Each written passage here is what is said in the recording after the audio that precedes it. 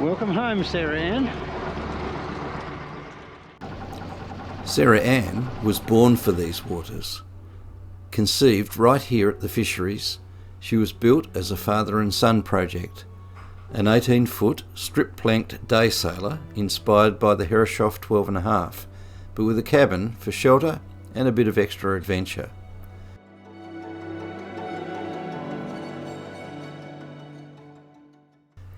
She once sailed all over Great Oyster Bay, even around Shootin Island, and now, after decades away, she's back, sailing the waters that she was made for.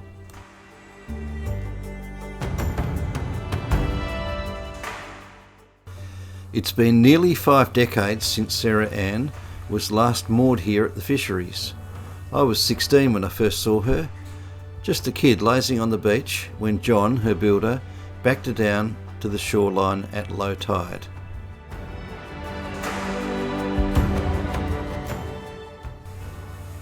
He'd sit quietly stroking his beard, pipe in hand, waiting for the tide to lift her gently from her cradle, just as she was meant to do.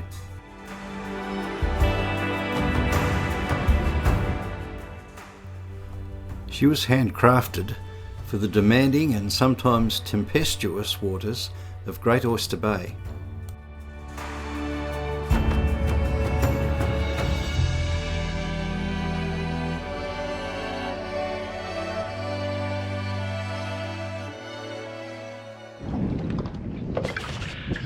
I had one on there for a moment. The fish are not biting, but we just did have a beautiful sea eagle circling around just above us. He must have thought we were going to catch something.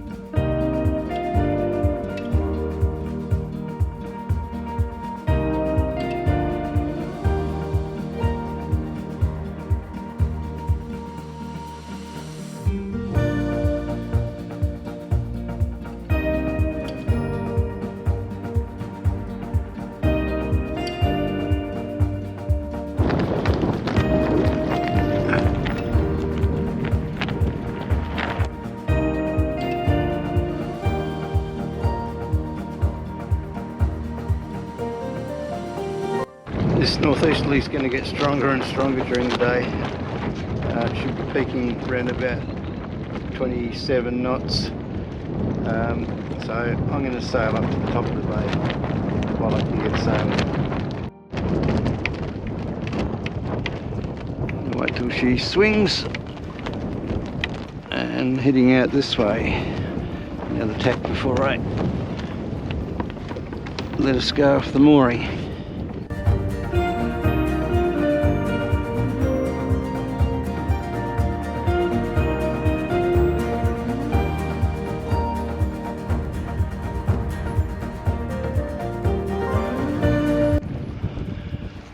Still in irons.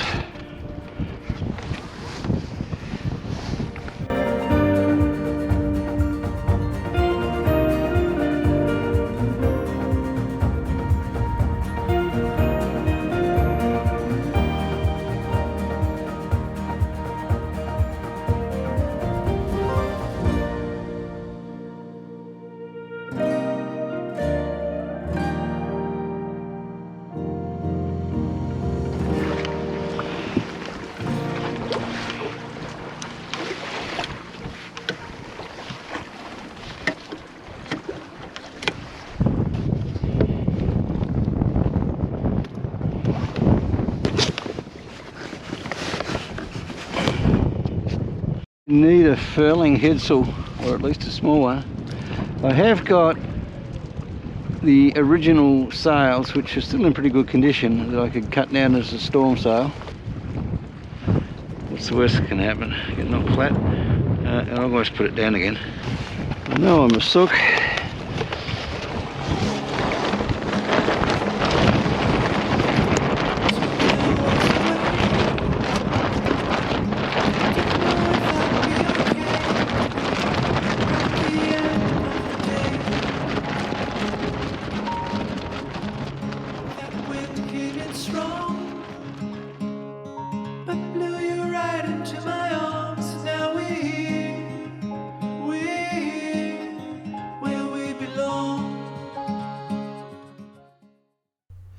It's hard to find words to describe it. After 50 years away, Sarah Ann is sailing on her home waters again, Great Oyster Bay. This is where she was dreamed up, then built in Launceston and launched at Gravelly Beach in Tasmania all those decades ago.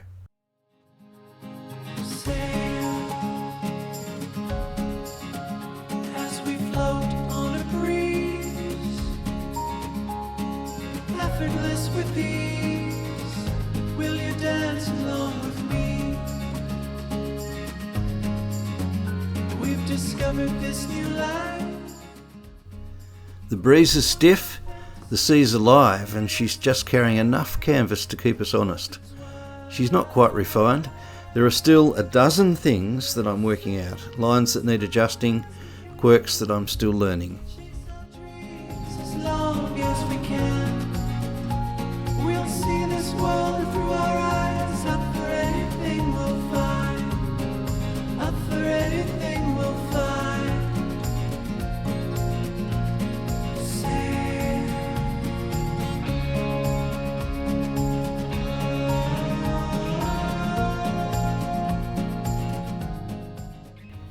Right at this moment she comes alive. She heels over, digs in and takes off with the grace of something that knows exactly where it belongs. It's not perfect, but it's real and it's exhilarating.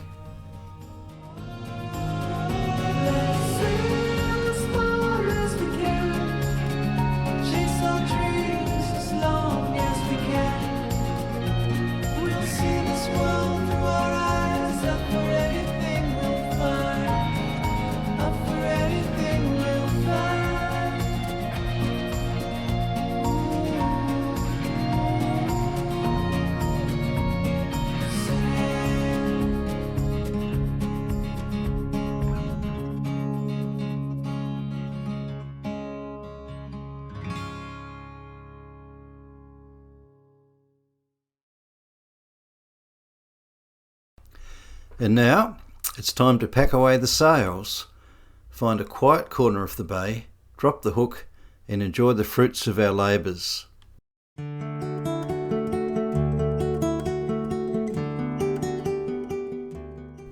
Well, labours might be pushing it. The truth is I didn't catch these fish. They were handed to me in an act of maritime charity by a kindly fellow at the boat ramp who saw my empty esky and took pity on me.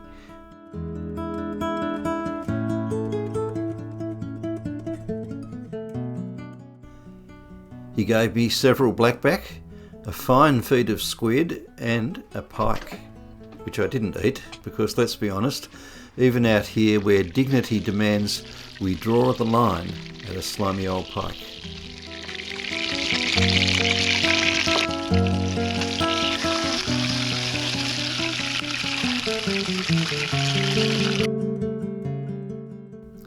So here we are, tired, windblown, well fed, and if not triumphant, then at least pleasantly deceived by Providence. We'll pre-season some fish with some olive oil.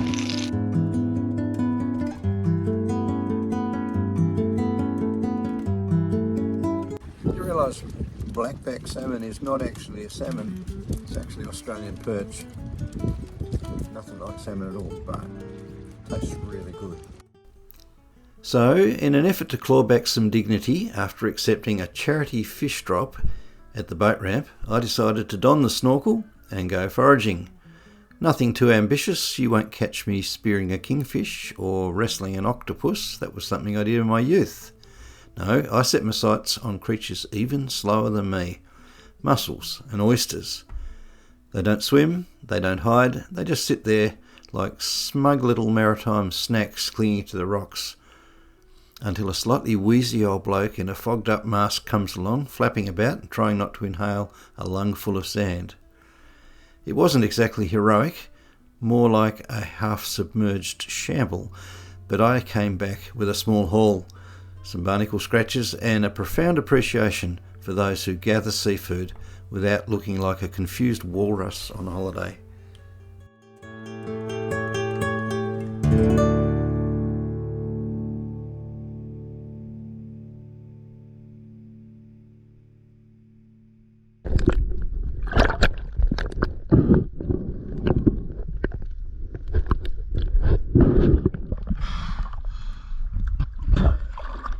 Now to get out of here.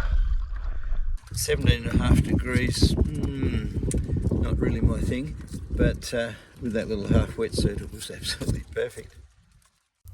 Naturally, I'd left my wetsuit draped over the railing to dry.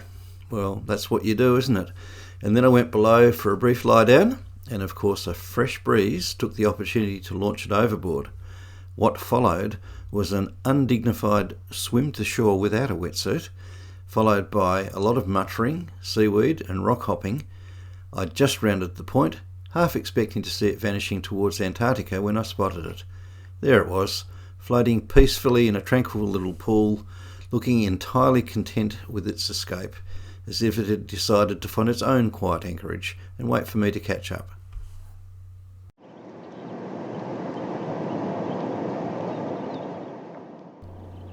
He'd been tailing me all afternoon, this bold Pacific gull, eyes wide, as if I'd somehow mastered the art of fishing, so I offered him a few mussels. The poor bird looked bemused, then delighted, clearly thinking, at last, someone competent around here.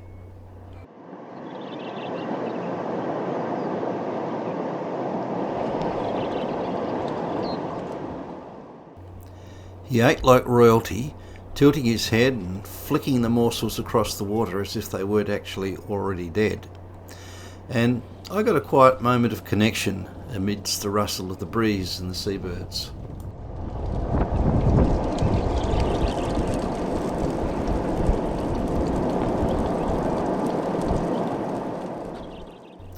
And he hung around for the second course, the one after the appetizer, fresh squid tentacles, a few slivers of leftover blackback, and frankly a better offering than I've cooked for some house guests.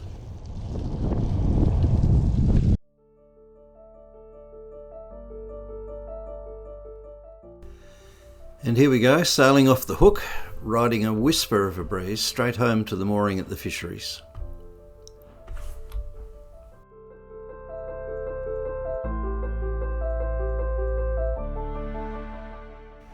The best part?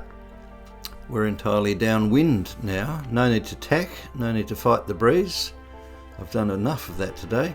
Just point her home and let the wind do the rest.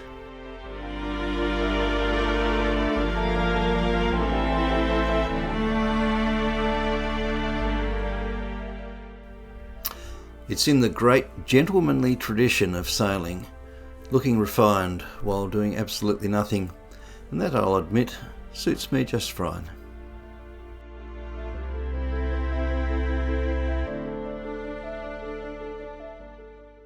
There's something profoundly satisfying about sailing downwind at day's end. The boat moves without fuss, no slapping, no groaning, just the sound of water slipping gently past the hull and the occasional creak of timber as if she's stretching after a job well done.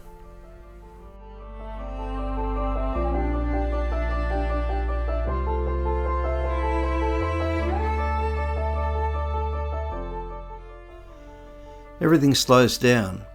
You stop thinking about sail trim and you start noticing things. The shape of the hills, the way the light dances on the ripples. Even the gull, now perched smugly on a rock, looking far too well fed.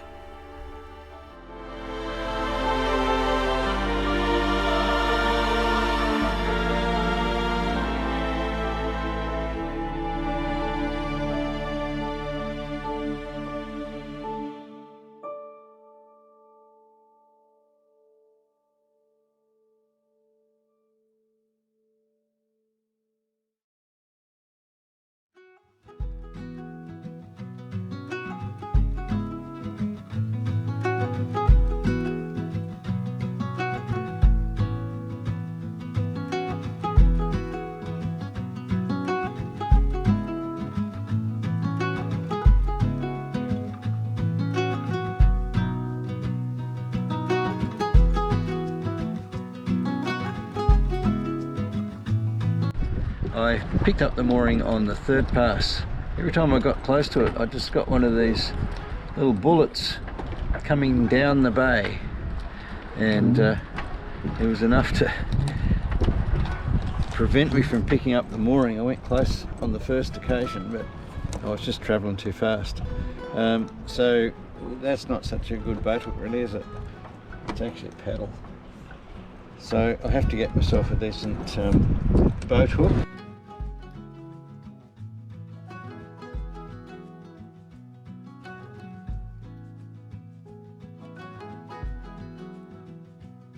So how do you sum up a day like that? What an amazing day it's been. Do you know, it's been at least 5 decades, if not more, since Sarah Ann was at Coles Bay.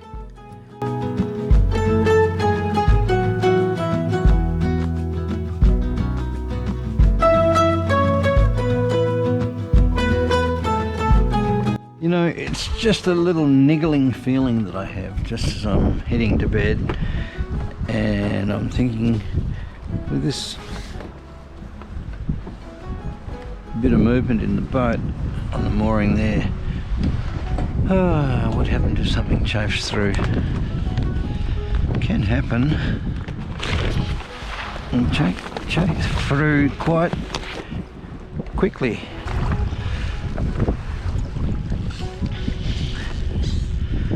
The hard bit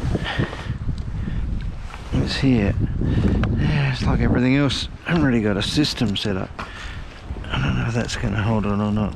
Anyway, it'll stop it from moving. I started off the day by ripping the wiring harness out of my trailer. Not a good start, so I had to go in and buy a light board to get me down here safely. So I launched her over the Coles Bay boat ramp and pulled up the headsail and sailed down the inside of the peninsula to a little cove. It's called the Fisheries, and the Fisheries is a place where in my mid to late teens through to, well, recently, this has always been my go-to place. I've had friends down here that have got shacks, and they've been very kind to us over the years. We've had some truly wonderful times down here. So I sailed from the Coles Bay boat ramp, and I came down to my mate Robert's mooring and tied up to his mooring, and I just spent a fair bit of the afternoon bobbing up and down, just enjoying the moment. And then I went out and had a bit of a fish.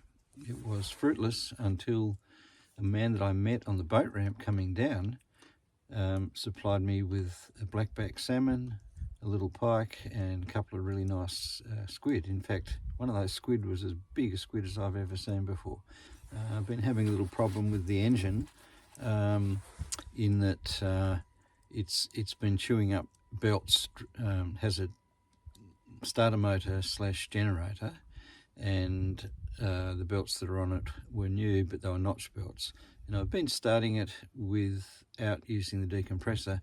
I think that's part of what's causing it to chew up the belts. I brought a spare belt with me, and I'm going to try and get hold of some V-belts, not the notched kind, because I think the notched kind are not really coping with that. But I'm also starting it using the decompressor now. There are still so many parts on the boat that I'm testing and tweaking. The running rigging is really not sorted yet. I still haven't really sorted even the jib sheets out properly. I'm gradually getting on top of things. I've got some nice winches there now, and I've reattached the cleats in a better position. I'm very happy with where they're set up. Oh, I went through the process of securing the rudder so that it doesn't squeak. Nothing flapping, and then got all my halyards there tied back so they're not flapping. And what was the other thing? There were three. Oh yeah, the centerboard. So I had to wind the centerboard up, and it's not flopping around and bumping against the side because it's a 6mm plate in a 19mm slot. Clunk, clunk, clunk, clunk, clunk, clunk. That's all fixed.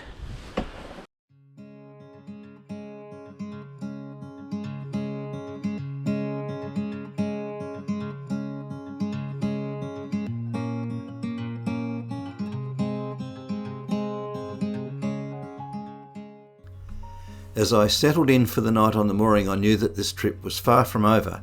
Tomorrow, I'd be heading further down the bay, hoping to take in the full sweep of Great Oyster Bay's wide and windswept beauty.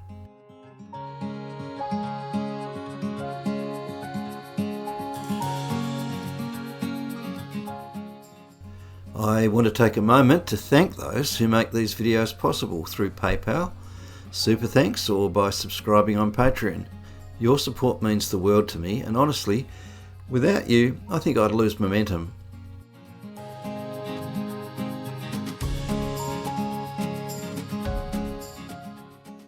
Even the simple act of subscribing, liking, or leaving a comment, well, it's a kindness to a YouTube tragic like me, and it genuinely helps me to keep these sails set.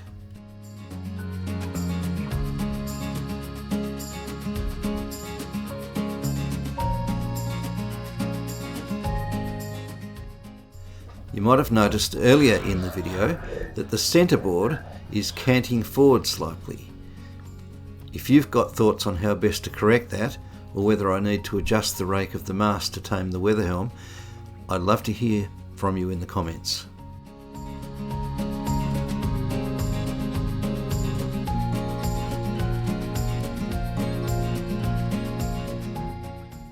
Thanks for coming along for the sail. I'll see you next time.